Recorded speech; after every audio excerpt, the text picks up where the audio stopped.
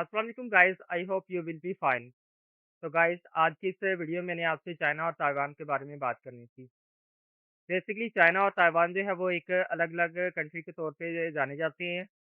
China जो है उसकी थिंकिंग के मुताबिक चाइना जो है वो मेन पार्ट है और ताइवान जो है वो उसका आइसलैंड है। बट ताइवान के अकॉर्डिंग जो ताइवान है वो एक अलग कंट्री है और उसका चाइना से कोई भी ताल्लुक नहीं है। लेकिन चाइना कहता है कि ताइवान जो है वो उसी का आइसलैंड है, उसी को बिलॉन्ग करता है और वन चाइना पॉलिसी को जो है वो फॉलो करता है। बहुत सारी कंट्री जो है वो चाइना के इसी रूल को जो है वो फॉलो करती हैं कि ताइवान एक अलग कंट्री नहीं है और चाइना का ही हिस्सा है। बट अमेरिका और यूरोपीय यूनियन की कुछ कंट्रीज़ जो हैं वो ताइवान को एक अलग कंट्री के तौर पे देखती हैं और उनके साथ उनकी ट्रेड भी है और बिज़नेसेस वगैरह ताइवान में है। चाइना को ये चीज़ जो है वो बिल्कुल भी अच्छी नहीं लगती क्योंकि चाइना कहता है कि ताइवान जो है वो एक अलग कंट्री नहीं है और चाइना का ही पार्ट है। क्योंकि आपको पता होगा कि अमेरिका और चाइना जो है वो राइवल कंट्रीज़ हैं और एक-दूसरे को जो है वो काफ़ी ज़्यादा अपनी पावर शो करते रहते हैं। तो ताइवान जो है वो अमेरिका की तरफ उसका झुकाव काफ़ी ज़्यादा है।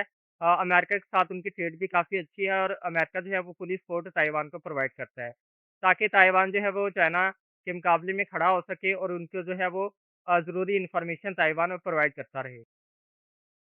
आपको जैसे कि पता होगा कि चाइना और ताइवान जो है वो बहुत ज़्यादा करीब हैं। बेसिकली चाइना का ही आइसलैंड है बट ताइवान को जो है वो अमेरिका की सपोर्ट की वज़ह से बहुत सारी कंट्री जो है वो काफ़ी ज़्यादा सपोर्ट प्रोवाइड करती हैं। तो अब जो न्यूज़ आ रही है उसमें अमेरिका ने जो है वो 300 मिलियन यूएस डॉलर की एड जो है वो ताइवान के लिए मंज़ूर की है। इस एड में जो है वो 300 मिलियन डॉलर में ताइवान को जो है वो मिलिट्री इक्विपमेंट और बहुत सारी ट्रेनिंग करवाई जाएगी। इससे जो है चाइना काफ़ी ज़्यादा अफ़ेक्ट हुआ है और चाइना का जो है वो शदीद रद्द-ए-अमल आया है। चाइना ने जो है वो 5 डिफेंस कंपनी जो अमेरिका की थी चाइना में बिज़नेस कर रही थी, उनके ऊपर सैंक्शन लगा दिए और जितने भी उनके एसेट्स वगैरह थे उनको फ्रीज़ कर दिया है। अब ये 5 कंट्रीज़ जो हैं जो चाइना में ऑपरेट कर रही थी वो अपने डॉलर्स वगैरह और अपने जितने भी उनके एसेट थे वो सारे फ्रीज़ होने के बाद अब वो वहाँ पे वर्क कंटिन्यू नहीं कर सकती।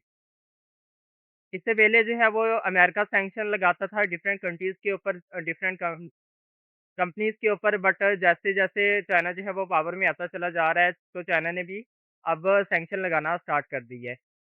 तो अमेरिका और चाइना जो है वो ट्रेड वॉर में काफ़ी ज़्यादा आगे निकलते हुए नज़र आ रहे हैं।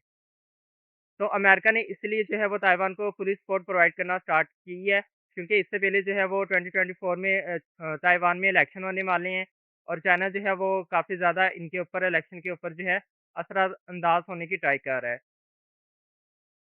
तो इसको अमेरिका ने भी भाँप ली है कि चाइना जो है वो ताइवान के इंटरनल मैटर में जो है वो इंटरफेयर कर रहा है। तो इसको काउंटर करने के लिए अमेरिका ने जो है वो ताइवान की पुलिस सपोर्ट प्रोवाइड करना स्टार्ट कर दी है अब। बेसिकली ताइवान और चाइना का ये इश्यू जो है वो अमेरिका और चाइना की जो है वो वार का सबब बन सकता है क्योंकि ये एक फ्लैश पॉइंट है। अमेरिका का भी उसके बाद काफ़ी ज़्यादा शदीद रद्द-ए-अमल आया है कि चाइना जो है वो उनकी 5 डिफेंस कंपनीज़ के ऊपर कैसे सैंक्शन लगा सकता है। और उन्होंने कहा है कि जल्दी से इनके जो एसेट जो चाइना ने फ्रीज़ किए हैं उनको जो है वो रिलीज़ किया जाए।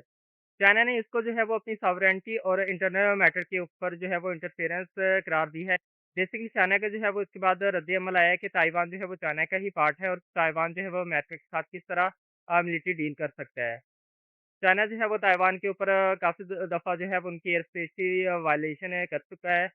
चाइना के जो एयरक्राफ्ट हैं जे-20 वो काफ़ी दफ़ा ताइवान की एयर स्पेस में एंटर हो जाते हैं और वायलेशन करते हैं उनकी एयर स्पेस की। और बेसिकली वो ताइवान को दिखाना चाहते हैं कि हमारी मिलिट्री जो है वो काफ़ी ज़्यादा पावरफुल है, अगर आपने हमें तंग करने की ट्राई की तो हम आपको कंप्लीटली तौर पे डिस्ट्रॉय कर देंगे। आई होप कि आपको ये वीडियो अच्छी लगी होगी, अगर अच्छी लगी है तो आप इस वीडियो को लाइक करें, शेयर करें और मेरे चैनल डिस्कवर वर्ल्ड को सब्सक्राइब करें।